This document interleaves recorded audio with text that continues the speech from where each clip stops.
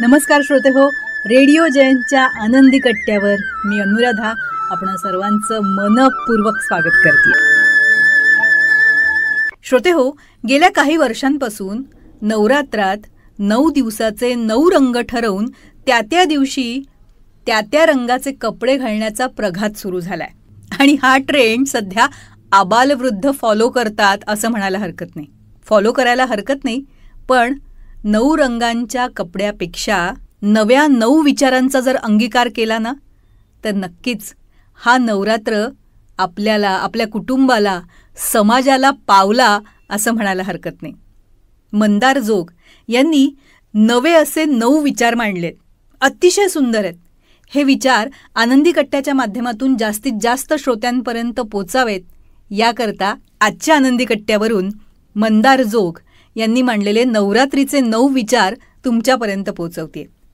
पहिला रंग, स्त्री भ्रूण हत्या थांबवायचा. दुसरा रंग, मुलगी झाल्यावरही मुलगा झाल्या इतकाच आनंद मानायचा.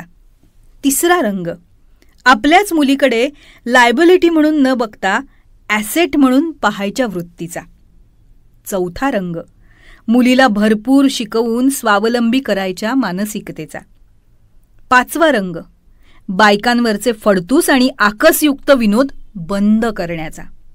सहावा रंग, बुरसटलेल्या विचारांच्या पुरुषांनी आपल्या शारीरिक ताकदीचा माज सोडून स्त्रीच्या बौद्धिक आणि मानसिक कणखरतेला सलाम करायचा.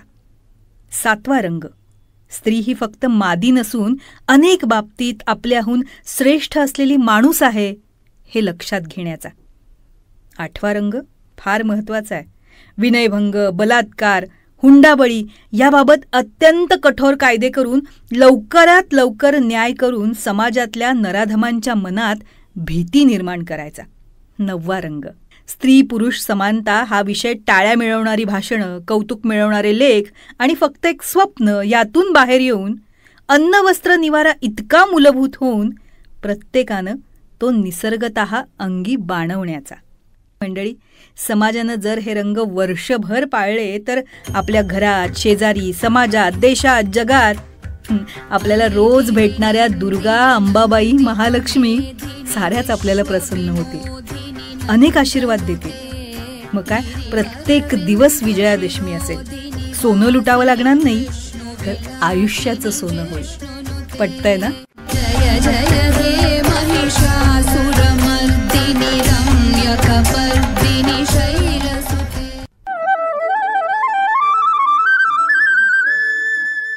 तर श्रोते हो, आजचा हा विचार तुम्हाला कसा वाटला याविषयी आम्हाला आपल्या प्रतिक्रिया जरूर कळवा. त्याचबरोबर रेडिओ जयंतनं चतुरस्त्र हा पॉडकास्ट सुरू केलेला आहे आणि या पॉडकास्टमध्ये प्राध्यापक, लेखक, कवी, नाटककार श्री रमेश कोटस्थाने यांच्याशी साधलेला दिलखुलास संवाद आपण बघणार आहात.